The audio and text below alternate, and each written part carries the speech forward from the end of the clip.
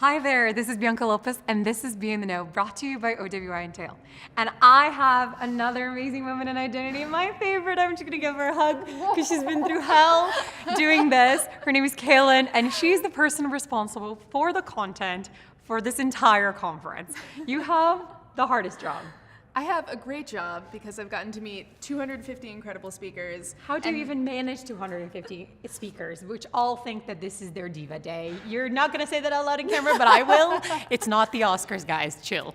But they've all been wonderful. The content has been great. The sessions that we've had so far, ranging from things on master classes on self-sovereign identity, which was an amazing attendance. Yeah, it really was. For a Sunday in Vegas when it's sunny outside, right? I was amazed about just not the attendance on the pool party, but actually the conversations that I had during the master classes. Oh, great. I'm so glad you felt that way. I mean, it's always tough to compete with the pool. In previous years, we had feedback saying, I really like the diversity of content, but I want to go a little more deep on particular topics in identity. Mm-hmm. So what we had yesterday on Sunday was not only the self-sovereign identity, we had, for example, Yubico and Netflix talking about how they make their security and identity processes work. So from the really kind of 101 level identity content to how vendors and enterprises are really putting this into use in practice. So it's been a great diversity, and I think the master classes have been really great. So hopefully we'll be able to host them again next year. That's amazing. How do you go about, Kaelyn, like it's a really tough job, right? Like you're bringing different, one of the things I love the conference, and I've been pretty blunt about it, is how many different stakeholders are coming here. Because identity is a multi-stakeholder problem. Sure. And for us to get things like interoperability or anything else, like we need to bring people together. How do you put a program that addresses that many needs and that many different levels of literacy effectively? Yeah, so it's a tough question, and what we approached it this year was using those 6 different content tracks. So we have everything ranging from security to reg tech, digital identity, trust and safety, innovation and tech that kind of address the content side of that equation. And we really spent a lot of time this year focusing our speakers on that diversity of demographics like you were talking about. So we really wanted to make sure we sought out government and sought out nonprofit representation. And we sought out both traditional financial institutions and fintechs and digital native banks. So we really were careful about selecting people from a broad array of industries and constituencies, and then putting those people on a panel together so that, for example, they can actually talk and interact right. and discuss the problem. How does the problem of this affect your industry? Right, exactly. Which I thought was super interesting. Yeah, so for right now, for example, we have a panel that has Experian and the current Deputy Director of Login.gov, the US government's federated login system. So talking about public-private cooperation on digital identity issues. So we really want to bring people who have diverse perspectives on similar identity topics into the same room. And that's really what Know has been about from the beginning, is taking these problems and taking the solutions that people have been discovering across industries and putting them together in one room so we can raise the bar kind of across the board. So we really focused on getting the right people in the room. So we don't talk to me about that, because you have speakers that are not the regular speakers. You have 70% of the speakers that have never kind of done this before. 60% are new speakers this year, 40% are returning, and we love to have that kind of legacy knowledge. Yeah, I intend to stay. She's me and Bert, we would like to stay.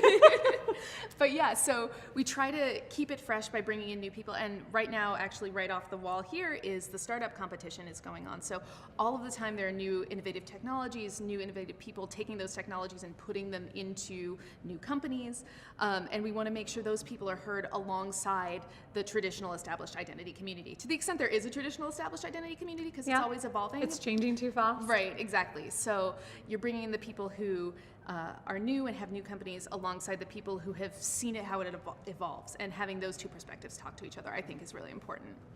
So enough about Know, because you've done an amazing job. Thank you, that's really sweet. Tell me about Kaelyn. How did you get into, like, you've had a really interesting life. I know you've lived in China, you've done consulting, like how, I'm kind of in a pursuit of realizing how the hell do people end up in identity? Because it's not like I want to be a singer or a pop star or an engineer. I mean, I do want to be a singer too. Okay, but, well, this might happen. We might do. I think you are actually up for a Jenga. Oh, that's true. I have challenge with Philip from Airbnb. I have to go track him down. He's running scared. This is happening. Philip, we're coming for you. Okay, how did Kaelyn get into identity, and what do you love the most, or what is the most challenging for you? Yeah. To be perfectly frank, I fell into it backwards, actually. So immediately before coming to OWI about 2.5 years ago, I was working for the U.S. Department of Defense. And people come at identity from the tech side, they come from the financial inclusion side. I came from the security side. So my background is in particularly Asia-Pacific security, hence the living in China and the living in Japan.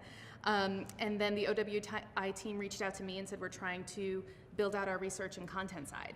And I had a background in research, not formally in identity, but in security and cross-border security in particular, which fundamentally is an identity problem. Yeah. And Which most people don't think about, like, right? Like, I think that the biggest thing I found your research is doing is trying to remind people that, like, all these things, all these attributes, all this tech, all this crap that you're doing, it's actually identity. Yeah. It's actually a catalyst from an infrastructure perspective. Right. So you kind of you joined in 2016. Okay. So you've been shaping and changing how this whole thing is evolving. And this is my third no. It's been since it was a baby until right now, and it's gotten bigger every year, and I've seen it change every year since, starting in DC, where it was a federal crowd that I was pretty familiar with, to coming out here to Vegas, where there's a lot now of fintechs, banks all over Exactly. Yeah, so it's been a really cool evolution, and I love that about it. I am kind of a researcher and writer by trade, and not to mention my, singing aspirations, but we'll get to that later. But I'm keeping you accountable to this. We'll do it. We'll do like a karaoke Asian security theme styled episode. No 2020 karaoke competition. Ooh, wait for it. It's on. I'll put it out there. Yeah, that one I'll play. Jenga, I quit. So Right. what is it like to be a chick in this business? Like Homeland Security, Defense, Asia Pacific? Yeah. Like probably like the one person. Yeah, specifically I was working with the US Army, so it was very much, I was in the minority in just about every way you could, being a civilian and being female and being kind of younger than the average bear. But I found being a woman in this industry really inspiring in a lot of ways. So you're right that tech is still really male dominated, but looking around the room today at the Women in Identity lunch, seeing all of our fireside chat speakers and education presenters yesterday, a lot of the leadership, as particularly big enterprises are getting smarter about identity, have become women, have understood that to solve an identity problem, Right. you need diverse, and you can't ignore half of the world's population Exactly, to build a product. Right, our solutions mirror the teams that build them, right? Of course. And so, now that more and more, companies are recognizing the identity problem as a discrete problem in and of itself, I'm seeing more and more inspiring women leadership come in, and that has been really exciting for me coming into it cold, 2.5 years ago, that even in the short time that I've considered myself a woman in identity, there's been a lot of growth, and I'm really excited to see where it goes. That's amazing. You inspire me all the time, and I'm so thank you. excited to have you. She's the best content. If you don't know about OWI and know, follow them and be in the know, and we'll see you next time. Thank you, Kaelyn. Thank you so much.